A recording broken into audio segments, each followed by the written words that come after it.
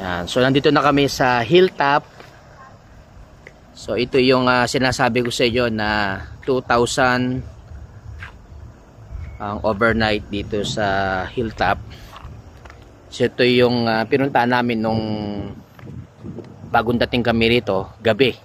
So hindi mo masyadong makita yung kapaligiran, no? Pero ngayon dahil maaraw, no? So kitang-kita natin yung pagkaka-design ng hilltop na ito.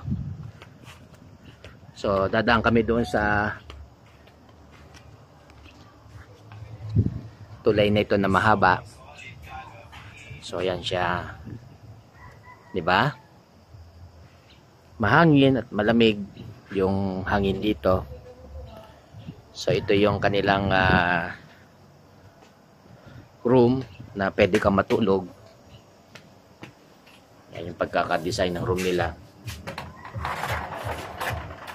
Bessie, tingnan mo. So ito yung room. Ayan siya. So yun. Yan.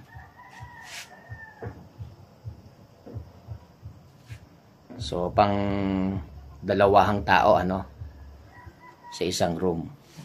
At hindi na kailangan ng aircon dito kasi dahil parang tayo nasa Baguio. Malamig yung klima dito.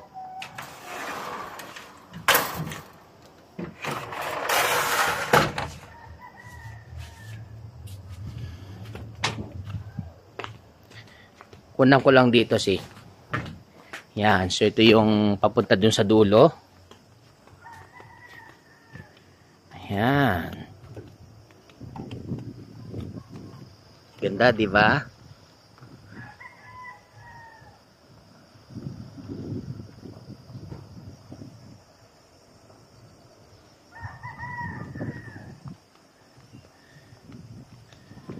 So, punta muna tayo dun sa dulo para maranasan nating makatabi man lang sa ganitong klaseng tulay.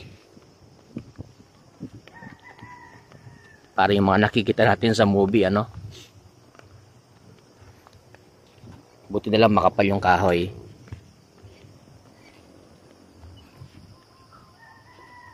So,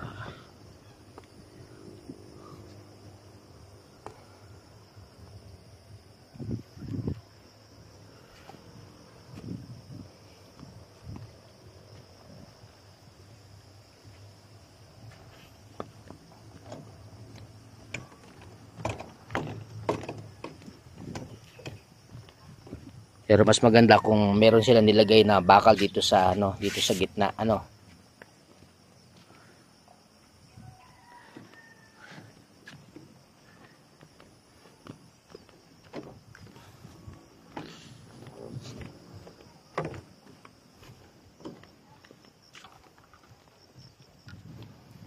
ang ganda rin tong tulugan na ito, pang isang pamilya siguro ito. So hindi uso aircon dito kasi lamig kahit maaraw.